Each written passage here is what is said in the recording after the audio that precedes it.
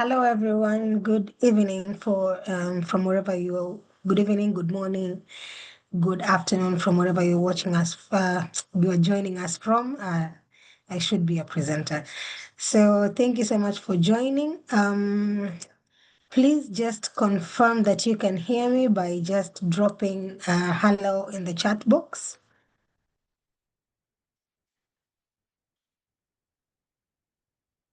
Yes, thank you so much. So we will begin. Apologies for looping into the technical bit of it, but it's part of technology. We thank you so much for joining today's webinar. And today we are focusing on starting with the SWOT analysis. And we have our able presenter joining us from Kenya. I'll quickly introduce myself. My name is Joyce Shikuku, and I'm the East Africa Regional Coordinator for Wells Mountain Initiative. And today we have our able presenter. He's called Tony Okola.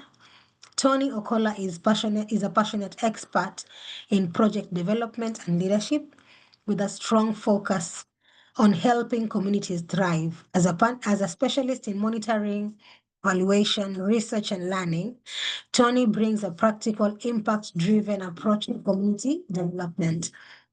With years of experience in supporting non-governmental organizations and community-based organizations, Tony is highly skilled in policy research, project consulting, fundraising, and resource mobilization. He has trained and mentored countless individuals and organizations, helping them design, fund, and scale sustainable projects within Kenya and international organizations. With that note, I'll allow Tony to take over the webinar. Thank you so much, Joyce, and good afternoon, everyone. I don't know whether it's morning from the side of the world you're getting us from. Whatever the time zone, feel much appreciated and welcome to this particular webinar today. If Thank you Tony. can... Sorry, Tony, are you able to put your video on? Yeah, absolutely. Are you able to see me?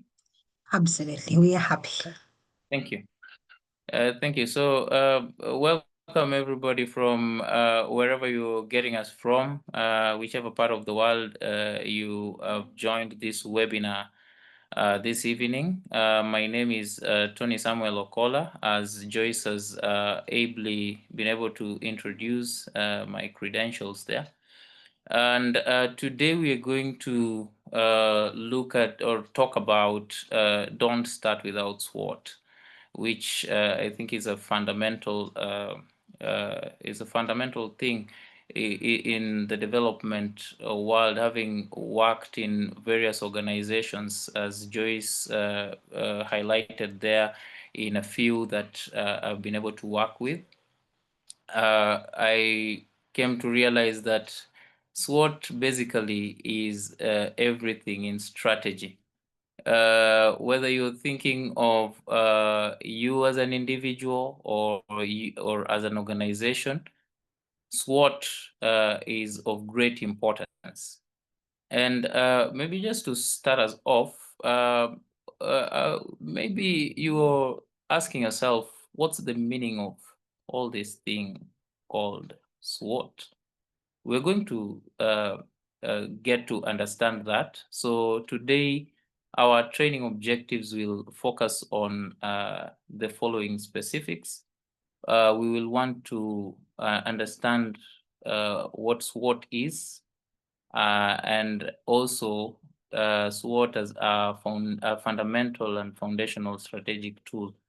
And number two, we by the end of this particular webinar, you should be able to learn to identify and categorize strengths, weaknesses, opportunities, and threats.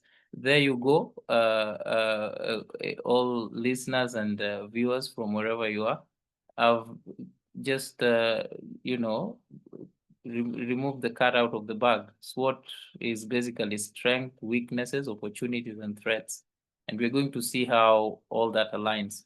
Then we're going to also have, at the end of the webinar, you should be able to develop actionable, strategies from SWOT insights, and also apply SWOT to both organizational planning and professional development. So, in the world today, or rather, when you talk about, human beings and societies, there is always a problem. And maybe Liz, you can go to the next slide. There's always a problem, and people, must always first identify where the problem is, and then always come up with a solution. So there is a problem that SWOT tends to want to, sort out within the challenges that people face globally, be it, be it in the financial markets, be it in global economy, be it in the corporate world, in trying to bring forth solutions from different angles, be it in the non-governmental organizations, or be it governments. And this spans all the way to you as an individual. So, organizations and individuals often face, a myriad of challenges. And where they, truly, most of the time, people tend to ignore, the fact of where they truly stand. Mhm. And most of the time, people tend to, acknowledge their strengths more than their weaknesses. And at times, some would even have acquiescence, kind of deliberate amnesia to ignore their weaknesses. And of course, another problem that society faces, and SWOT is trying to kind of sort, is how the environment is shifting. For example, how is the economy of your country, shifting things that, or let's say maybe policy change, how is it shifting things in that it could create or bring forth an opportunity for you, or develop a threat for you.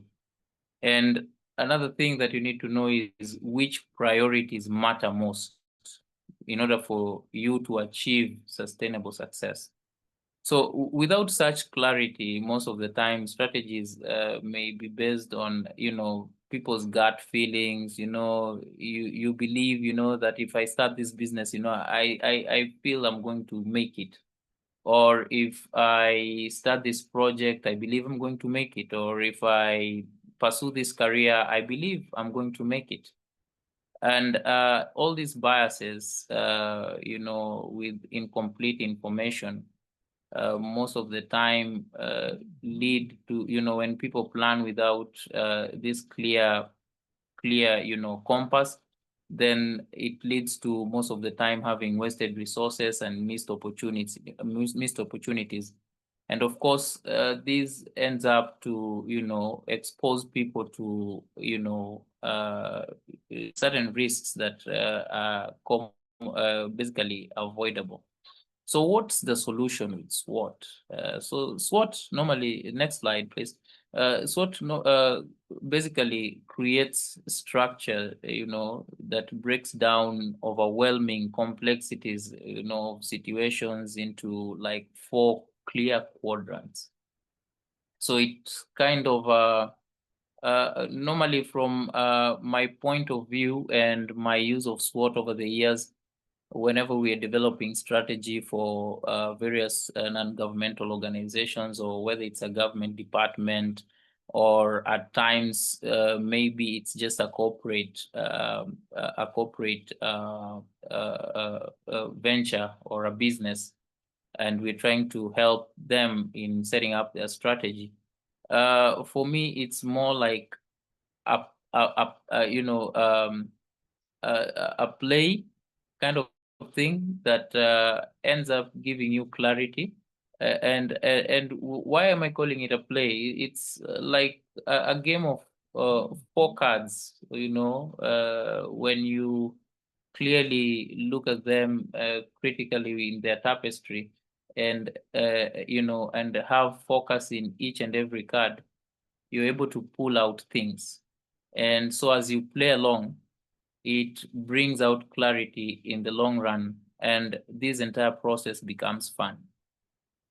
So it breaks down the structures, overwhelming structures, or overwhelming complexities of life, to create solutions within the 4 quadrants. And also it brings out, objectivity, where you can clearly, and boldly speak about your weaknesses, or your weaknesses as an organization, or the threats that you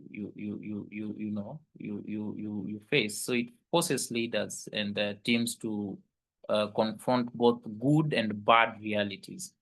And that's one aspect of life that you really need to be aware of. Another thing that SWOT clearly wants to sort out is also help in, connecting internal and external factors that one would prevent prevent thinking beyond the box, or even having a blind eye to perhaps the market conditions. And then also SWOT is intended to generate action that provides a springboard for concrete strategies.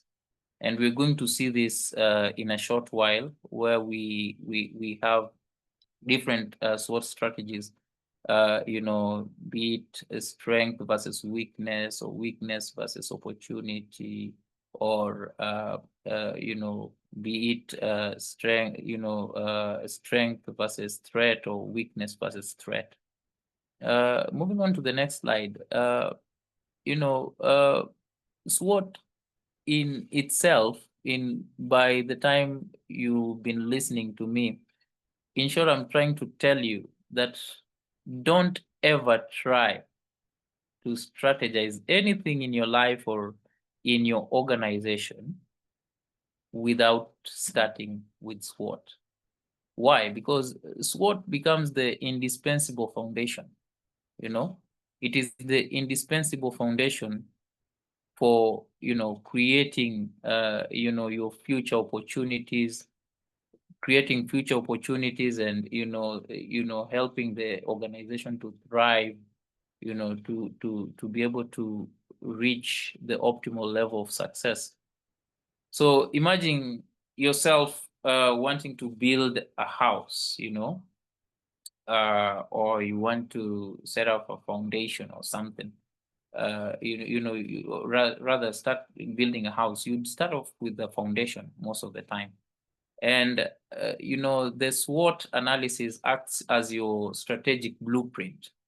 And that's why you should never ever attempt any venture, be it in business, be it in your corporate world, be it that you want to change careers, or as an individual, maybe you want to do, you want to enhance your career over time.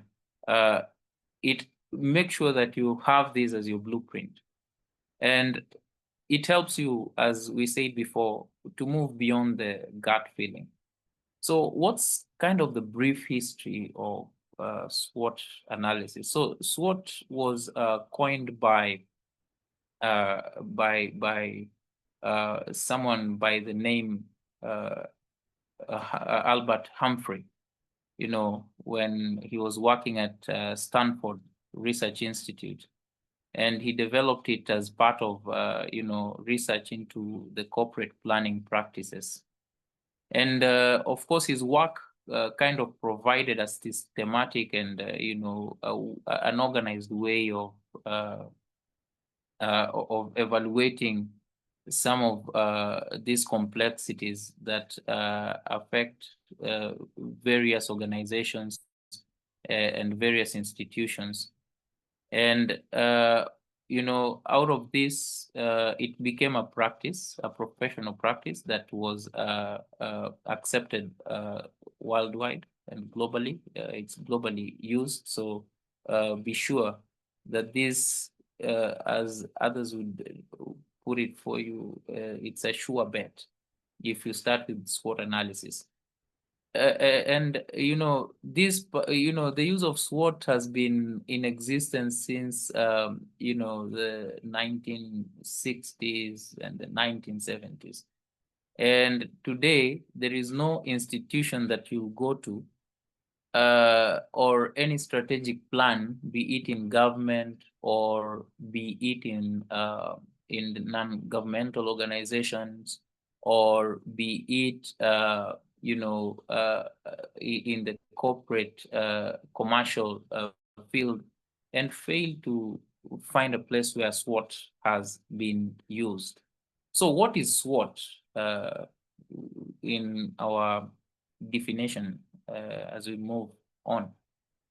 So SWOT, basically, as we saw earlier on, is strengths, and here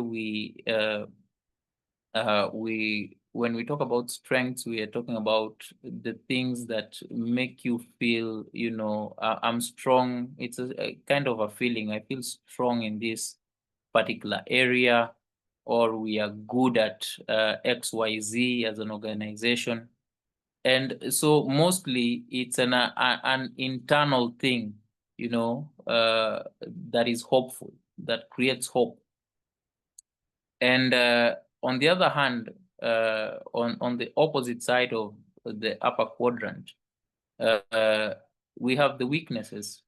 So these are a quadrant that most people, even in their mental perspective, in their minds, would never want to venture into. Everyone would fear.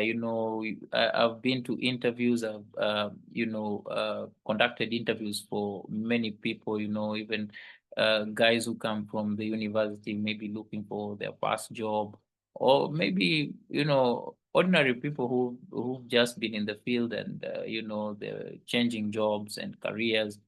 And there's this one question that when you ask them, then they start to fidget, and it's fearing to acknowledge where the weaknesses are. So this quadrant is also internally focused and harmful. These are things that are kind of deemed as harmful to the thoughts, harmful to things that can cause you not, can embarrass you or cause you to look bad as an individual, or things that may cause the organization to be looked at with a different eye altogether. On the lower side of the quadrant, we have opportunity. So the O stands for opportunity. So these are external, mostly or external things or external factors that create hope, that give the organization some bit of hope in their pursuit for success, or what they define as success. And in creating the hope, it's the environment for you where you're like, oh, if I use this road, I'm sure we're going to make it. Or if I use this particular approach, I'm going to make it. On the other hand, the threats, those external harmful factors that most of the time most organizations don't have control over at times, but we're going to see how to overcome some of these things. And so strategic, the strategic imperative that SWOT brings to organizations, is that SWOT helps, people in organizations or teams to have informed decision making. And when we talk about this, it gives you clear evidence rather than assumptions, you know. And on that table, people, become candid and say, you know what, we acknowledge that we have a weakness in this area, but how can we be able to overcome it? Another thing that SWOT does to organizations, when organizations put it into practice, is that it helps organizations to have clear resource allocations and optimization of resources. So you don't find wastage of resources. You can imagine yourself starting to build a house. You don't have a blueprint, you don't have the BQ, you don't have the architectural design. You're just building something haphazardly. In the long run, if you look at the costs that might be incurred, you might find that, wow, we've perhaps overutilized certain resources. When we talk about resources, it goes far beyond just the money. It also talks about the people. And you can imagine if an organization is operating without a clear strategy, they've not been able to see their strengths, their weaknesses. And so you find that even, the personnel allocation to various tasks is quite, skewed. SWOT also, in the long run, creates a competitive advantage, because then you're able to understand yourself, you're able to understand your environment, you're able to understand your competition, and you're able to compensate for those in real time. So you are able to leverage on certain opportunities, their strengths, and all that, mitigate on risks and all that. And that leads us to the next benefit that it brings to organization, which is risk mitigation. And in every strategy or in every strategic plan you'll ever check, you'll always find an organization also coming up and tabulating the risks, that they deem would be able to, or they anticipate that would be able to be threat to their existence or to the existence of their profitability or, the intended goal. It also helps in strategic alignment and ensure that all actions, and support, SWOT now supports the overall vision and mission. Think of it this way. You want to build a 4-story building. Okay, so that's your vision. You want to build it perhaps maybe for commercial use, or you want to just build it maybe for maybe it's a hospital or something else, or maybe your own residential apartment. So that's your vision. Your mission, of course, would be building it all together. But then it helps what SWOT helps you to do is have a strategic alignment. For example, when it comes to labor, you'll know how much do I allocate, when do I call these people to come and maybe work, when do we call expert Y to come and maybe check the soundness, structural soundness of the building and all that. And how about the benefits that SWOT brings to an individual? Let's try and see what this looks like. So some of the professional benefits that that's what helps an individual in is that SWOT can help you in career planning and development, of course, personal branding. I know most of your students try to think of yourself as a brand that you're selling out there to the world. Let's talk about a person like Usain Bolt. He's been able to brand himself, or maybe from my home country here in Kenya, we have the likes of gold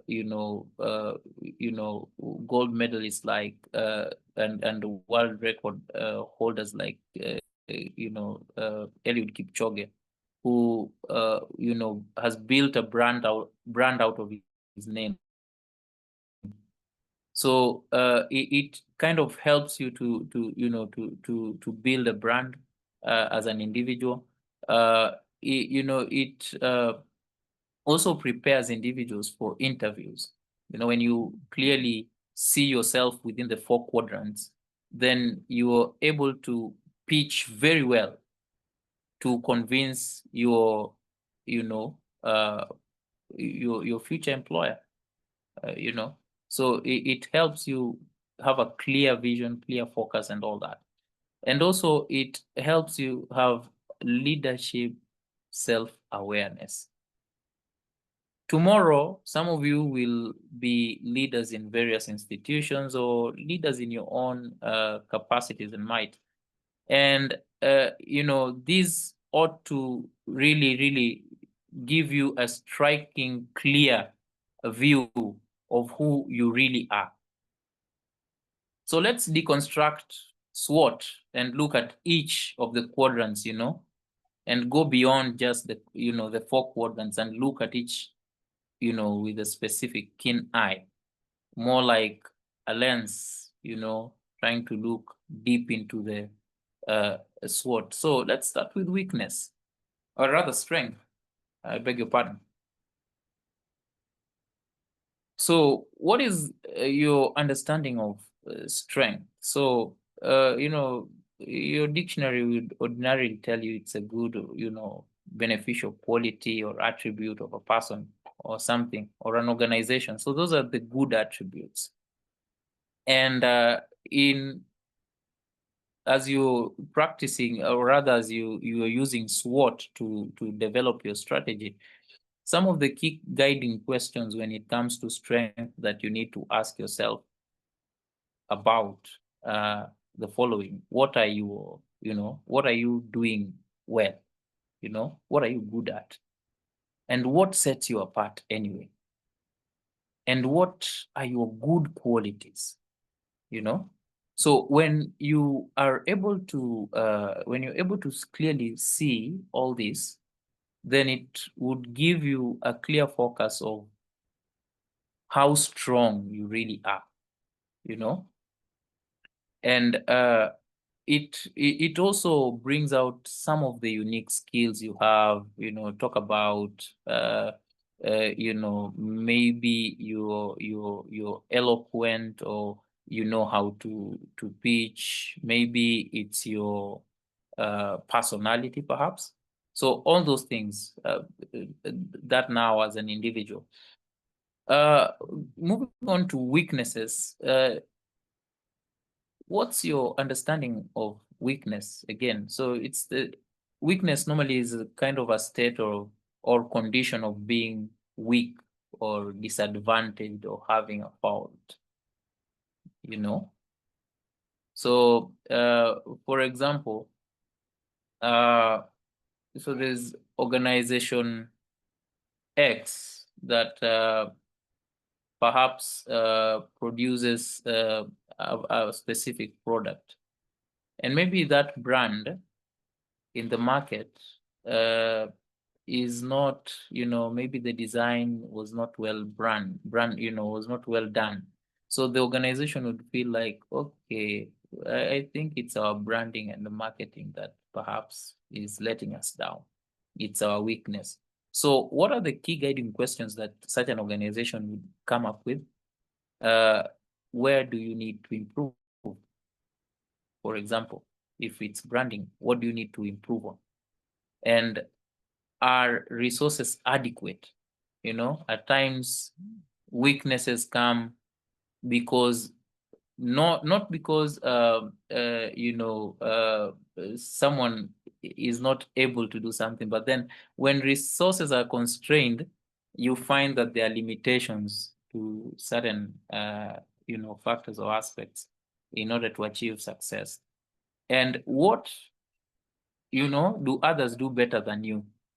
So those are some of the questions that you need to ask yourself to be able to clearly define your weakness. And some of these things, especially when you arrive at this quadrant, you need to have a clear emphasis. You need to emphasize to yourself, or the organization needs to clearly emphasize to itself, to be honest, to be really honest. And not all weaknesses need to be eliminated anyway. That's the fearful question that most graduates fear when getting into an interview. So what are the opportunities that we are talking about here when it comes to doing your SWOT analysis? And remember, as we're doing this, remember that these questions are supposed to guide you. If in each quadrant, these questions are supposed to guide you, and when you answer them precisely, they're going to give you some clear things, some clear focus on how it's more like you've taken a lens and you're now seeing it more clearly. Okay. So what are opportunities? Opportunities can be categorized as, circumstances, that make things possible to do something, or a point in time that, things are just wired well, for an organization or a particular individual to thrive. And some of the guiding questions that you need to ask yourself while doing the SWOT analysis in this quadrant is, for you to be able to see this clearly, is some key questions is like, what are your goals, for example? What are your, are demands, shifting? What are your goals? Like, what's your vision like? What do you want to achieve? What does the organization want to achieve at the end of the day? And what are the shifting demands in the market? For example, is there a shift in, policy that can, help an organization thrive? Maybe it's in the health field. What are the shifting policies that are making that organization feel like, yeah, we can thrive on this, and how can it be improved? So those are some of the questions that you need to you need to ask yourself. And when we arrive at opportunities, there's something very unique we normally do when designing strategies. We normally introduce something very very exciting. As we move along, you'll be able to see it. And when we leverage on this, you're going to see how SWOT is not just SWOT. You cannot just use SWOT on its own as a tool, but you need other tools to make SWOT much more, palatable. What am I talking about? So SWOT is like your salt, for example, when you're cooking your meal. And what I'm going to say next is a tool called Pestel, and I'll unpack that for you. Pestel analysis, I'm going to pack it up, unpack it for you in a short while. So the Pestel would act to you like some of the, the ingredients that you throw in there to make it more savory. Maybe it's the bell pepper you want to add. Maybe it's the rosemary you want to add in to make the food more palatable. Speaking of, if you're passionate about culinary experiences, But before we go to pastel, allow me to also look at the fourth quadrant, which is the threats. So what are threats? Threats are people or something that is likely to cause damage or danger. So these are more like competition in the market, maybe new competition or economic downturn or such like things. And within this domain, you need to ask yourself the following questions.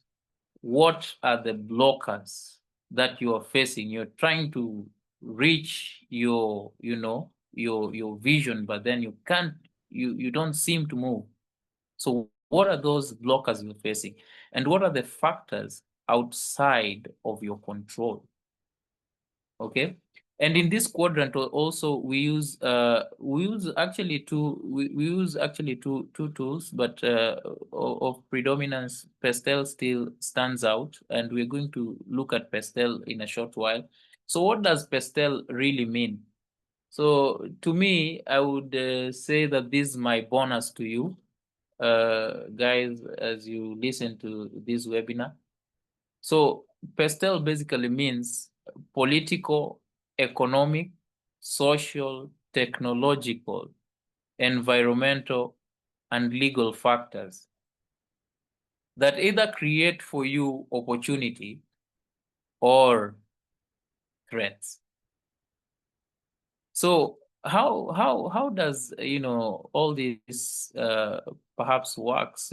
When we talk about for example, when we talk about political uh, political factors, of course at times some of these things span to the strengths and the weaknesses, but you'd find them affecting most, the kind of either acting as a means of you analyzing to be able to leverage on or to be able to mitigate your risks.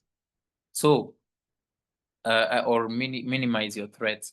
So, for example, in political government policies, like taxation, trade, uh, these things are a reality. We don't exist in a bubble. We exist in a society, and societies are governed, and they are governed by governments. And governments are most of the time run by politicians and bureaucrats, at times technocrats. Of course, industries as well work within certain structures, certain domains, certain political environment that they need to subscribe to. For example, in your country, you cannot do business without adhering to the taxation laws. And the other factors, the economic factors that present to yourself as an individual or as an organization as strengths, as I mean, as things that would come out as opportunities rather. And at times, there are things that at times would work out as threats. For example, if in your country, inflation happens, you see that's a threat to your business there already. How do you mitigate on it? So those are some of the big questions that normally, as we do, the situational analysis of an organization, we try to pick out to be able to help organizations and individuals to be able to pinpoint certain factors. They go on and on, their social, demographic, cultures, affect, people in different ways. How can you leverage on opportunities that culture sets, maybe cultural norms, maybe you're doing a social project. How do they present you with opportunities? The other area or domain that you need also to really do a keen analysis is the social, rather the technological aspects. I've talked about culture and the social. There are things like education. I'll share with you the slides for more insights. And on the technological front, you need to also look at certain things like, innovations, automations. How is, for example, AI posing a threat to you as an individual, posing a threat to your organization? Or how is it acting as an opportunity in the long run? There are also environmental factors like climate and sustainability, factors that maybe limit national resources. Maybe you want to venture in the tourism field, but then you find that global warming has, maybe shifted some of the wildlife migrations. There are also legal, there's also the legal environment that you really need to have a keen eye on. As another bonus, I want to also leave with this, and this we normally do, especially when we are looking at, the threats, but then it also applies to the opportunities. And this tool is called the Porter's 5 forces. So when you use both Pestel and Porter's 5 forces in your SWOT analysis, it enriches how you view the situation.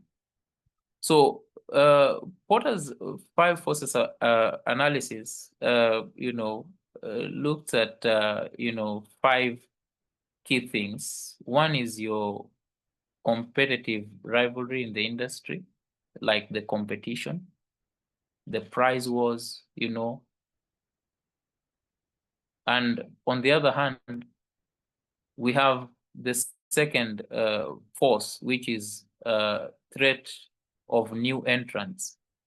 So when you look at some of these, when you analyze, your situation, the situation of your organization, with a key focus on some of these things, and you do them in this manner, slowly by slowly, you are piecing together your strategy. So you need to look at some of the threats of new entrants. Another force that normally would look at is the bargaining power, suppliers and all that. Each and every industry has its own bargains. It might be government always bargains for its own things that interests its own existence based on the policies that it has communicated to its public, and in order to also achieve the mandate of maybe the political class that is in power at that particular point in time. The bargaining power of the buyers, you need to look at the solution you're offering. Maybe you are an NGO. What is this one solution that, what's the product that you churn out? Be it maybe you're doing an intervention in health or in education. You need to ask yourself, who are my clients? For example, what's the demand for this? So when you have all these things in mind, then it gives you clear perspectives. And then the threat of, substitutes. Okay. So risk of, switching to alternatives that perhaps the masses out there would be having. So what are the SWOT strategies after you've done all that?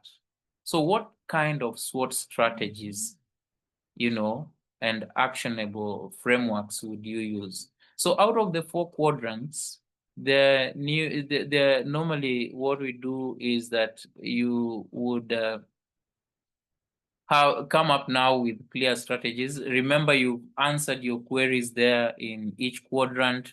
You've done your Pestel analysis. You've done, analysis in the, Porter's 5 forces, and you have a clear view. You have all the answers. Let's say you answered all those questions. So you'll piece together, pick those answers and say, okay, what are the strengths and what are the opportunities. So here you normally you take the strength and the opportunity strategies and leverage on your strengths for growth. Okay. The other strategy that before maybe I go to the next strategy, at times you'd see people use the use of maybe international strengths, rather internal strengths to exploit external opportunities. In other words, you're trying to look at, okay, what are we good at? We are good at maybe production.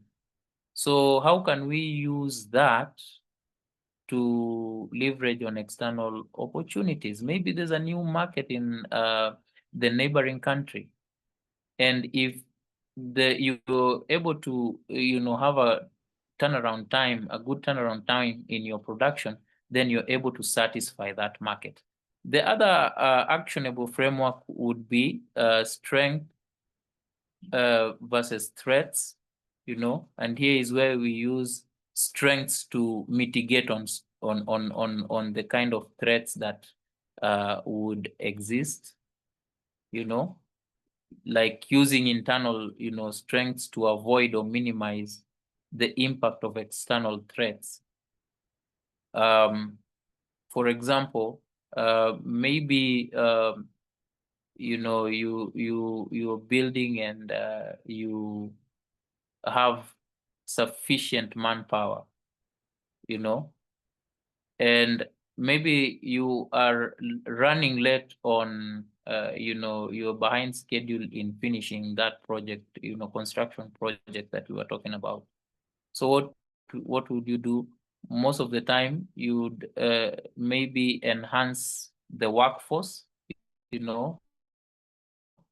try kind of maybe leverage by motivating them.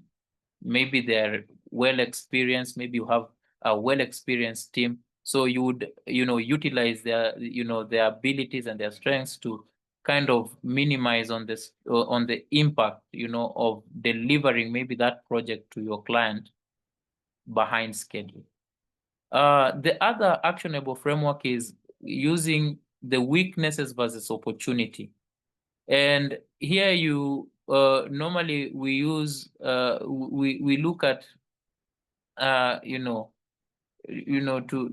to kind of overcome the weaknesses, overcome internal weaknesses by exploiting some of the external opportunities. Maybe government has offered subsidies, on maybe fuel, and you are in, power generation. You see that you'd perhaps leverage on that, to boost maybe you're churning out less kilowatts per hour. Then you'd perhaps use the subsidies to add on, use the same amount of money that you have to buy volumes of let's say diesel. Maybe you're generating power using diesel, and when you buy the diesel in great volumes, you're able to produce more kilowatts. And the other framework is using weaknesses versus threats to minimize weaknesses by avoiding the threats. So here we're basically trying to overcome internal weaknesses and minimizing, external threats. As we slowly now piece it together, as we now piece it together, what are some of the examples in the industry, for example? So as I was talking about those strategies, the strength versus opportunities. A clear example is how Apple, uses its strong brand loyalty, and how it leveraged to expand into, the booming wearable markets. The wearables, right now you guys are having smart watches, you're having smart devices, you plugged on your Siri, maybe not Siri, I don't know whether it's called Siri or what. Yes, it's Siri. To your home system, it's able to help you, talk about the AirPods, and they led the market. Right now, that industry has really, boomed. A case example of where weakness opportunity was used as a strategy is, for example, when Netflix, recognized its weakness in, content ownership, and its previous reliance on licenses, for shows, and seized the opportunity in growing streaming demand by investing heavily on original production. Okay. So you see how they turned their weakness into an opportunity.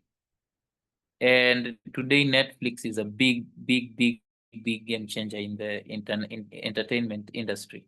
Another strategy that has been used is the strength versus threats that Toyota used in, to strengthen their hybrid technology, and it helped them to mitigate the threat of, strict global environment regulations, of course, like the, carbon emissions and stuff. And their Prius model became a game changer in electric vehicle manufacturing, and right now you see them all over. In fact, guys are now kind of going full electric. Where weakness versus threat has been used as a strategy is when Kodak slow digital adoption as a weakness collided with the rapid threat of digital photography.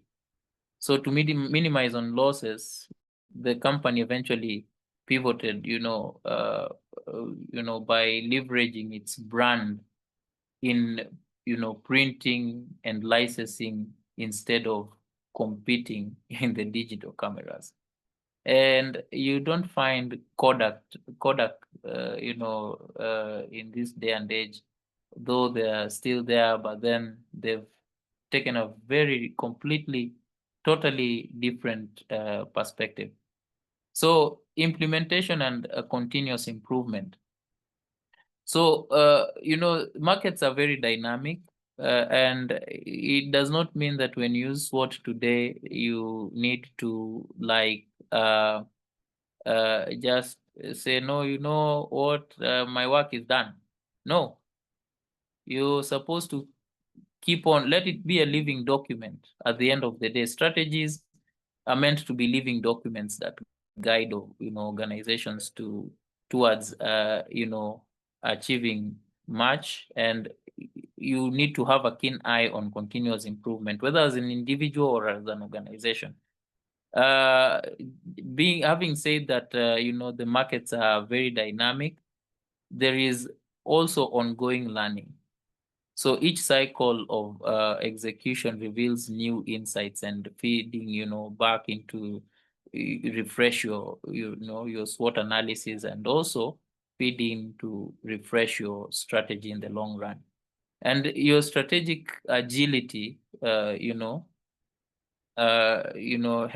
this what would help your strategic agility in terms of, being able to pivot quickly and, to emerging threats, and realign yourself to be competitive in the long run.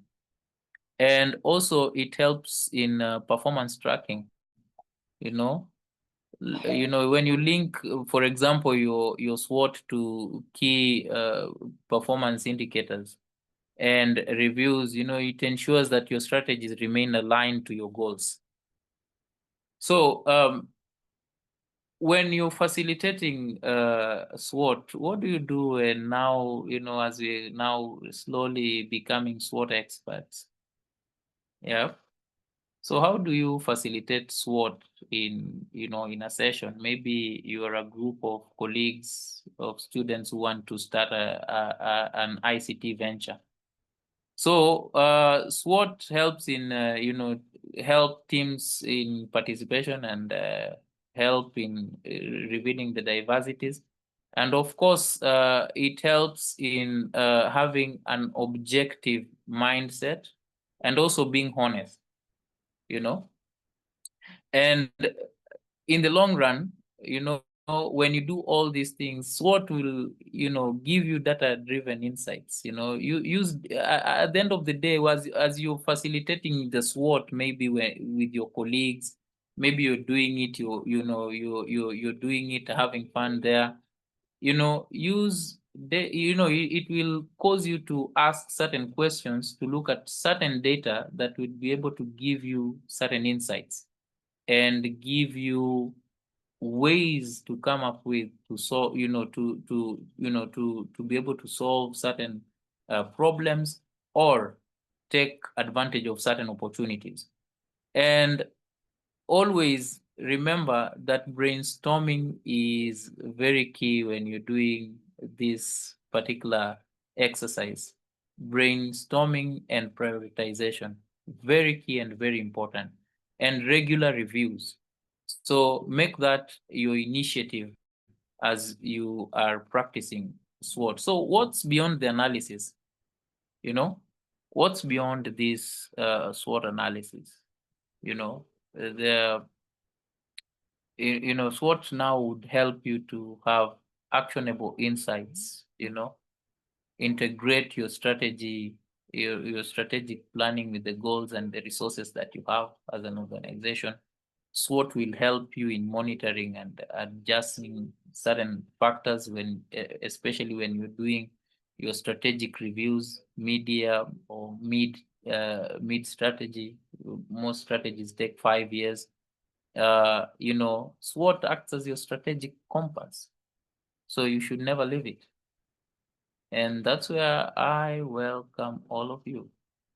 If you have any question before we proceed.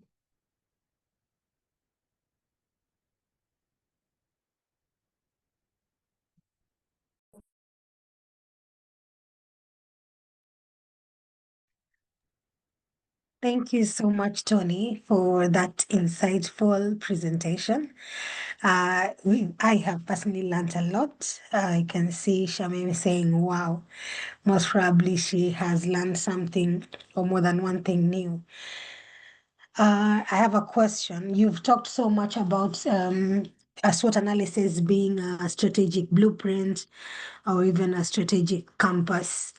Um, how we've learned a lot also on the same on the theory of change. We've also learned it is the theory of change is a strategic plan or even a compass. And maybe how do you align the SWOT analysis to the theory of change?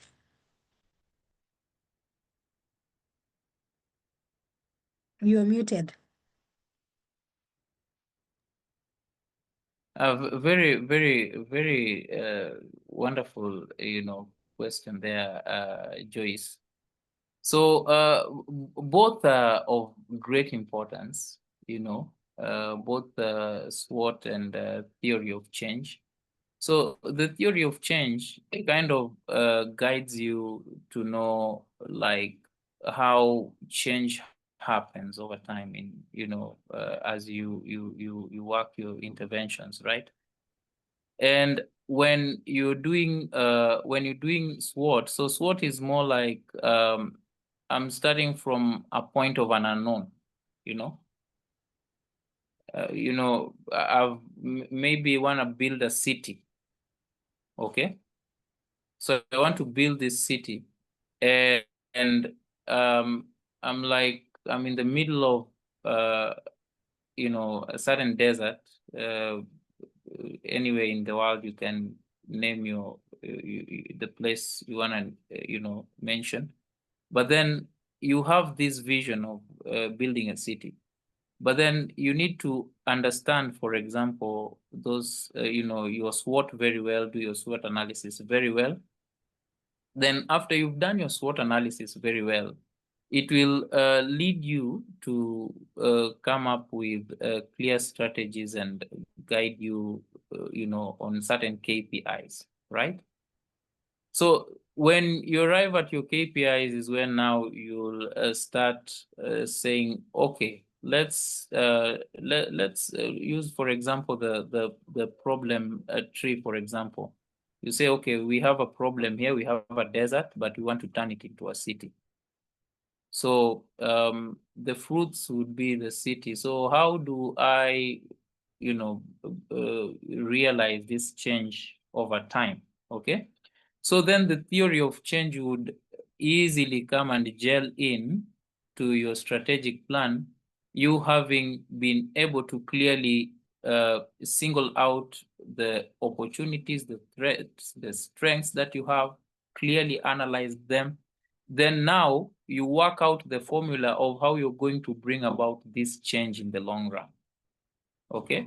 So it's quite an intricate tapestry. Both are of great importance. They're never overlooked when developing strategies, but mostly you must first understand your strengths, your opportunities, your threats, and your weaknesses, and do that clear analysis vis-a-vis the political environment and all that. Then once you've done that, you feed into your change, how you're going to bring about change step by step, and that's how now your theory of change comes into play. So then it would kind of give you a guidance into your roadmap in the long run.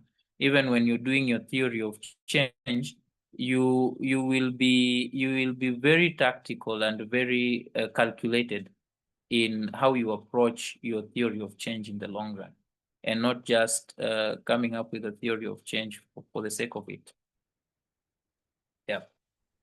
Thank you. You have responded to my question. And there's a very interesting question here from Shulamite. She's asking, is it possible for an organization or a business not to have any one of the components of the SWOT analysis? Pardon me, repeat it again. Like, is it possible for an organization not to have any strengths, weaknesses, opportunities, and threats?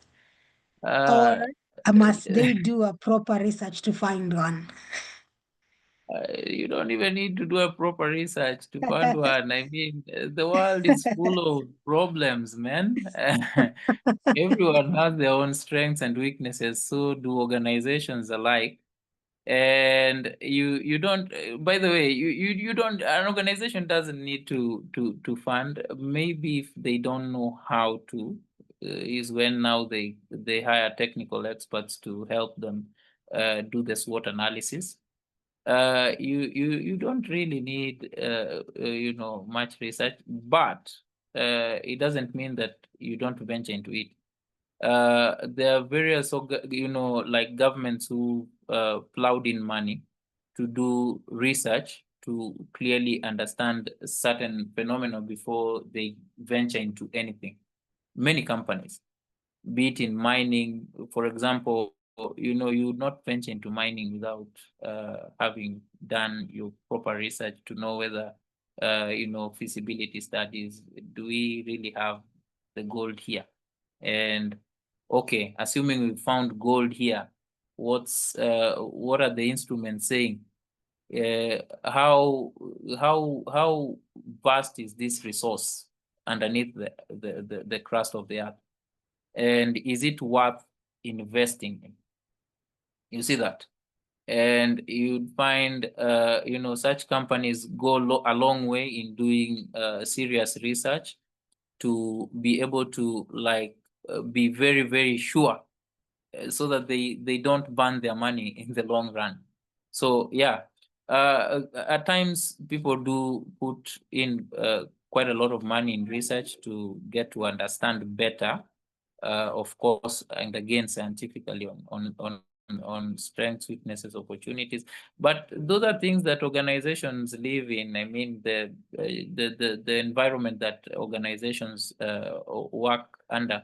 Those are things that the people who work there can clearly bring out. Another way of also picking out some of these things, having worked in certain social projects in community development, is that you also don't turn a blind, rather deaf ear or a blind eye to the community that you're serving. It's always good to get feedback from communities that you're working with. They will tell you things that perhaps you would not have heard from elsewhere, or things that maybe your friends would fear to tell you. And that would give you a clear focus. So this is one of our weaknesses. So how can we mitigate it? Yeah. So that's what I can say. I mean, every organization operates under these circumstances. Yeah, thank you so much, Okola. Let me see if there's any. Yeah, she's happy with the response. We do not have any other question in the chat box or in the Q&A section.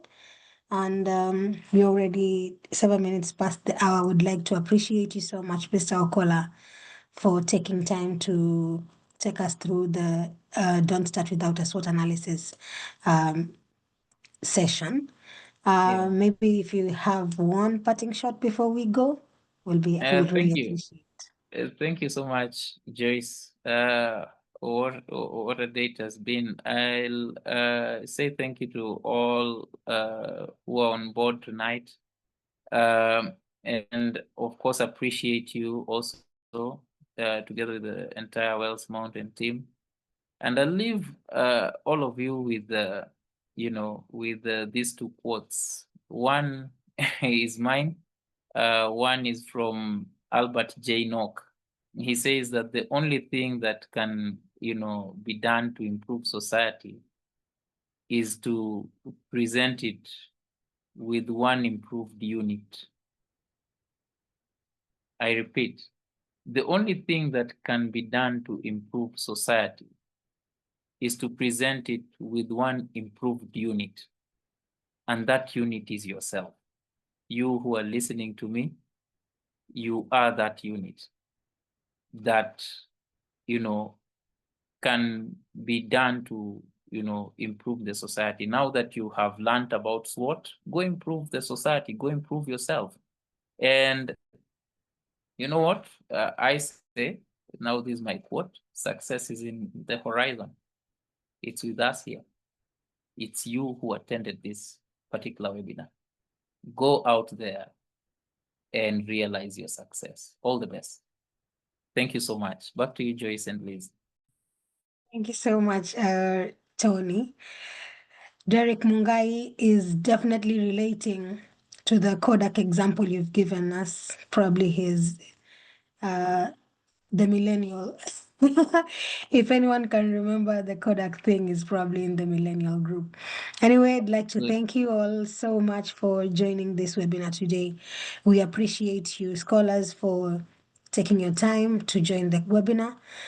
Just a reminder that this week we'll only be having this one webinar, and then moving forward next week we'll go back to having 2 webinars per week.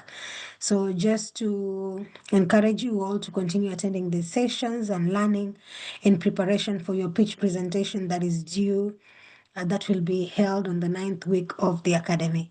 So kindly just, if you have any questions, kindly reach out to me or Success or Liz, and we'll definitely try as much as possible to respond to them.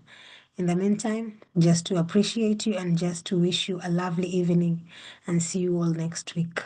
Have a good evening. Bye. Bye, everyone.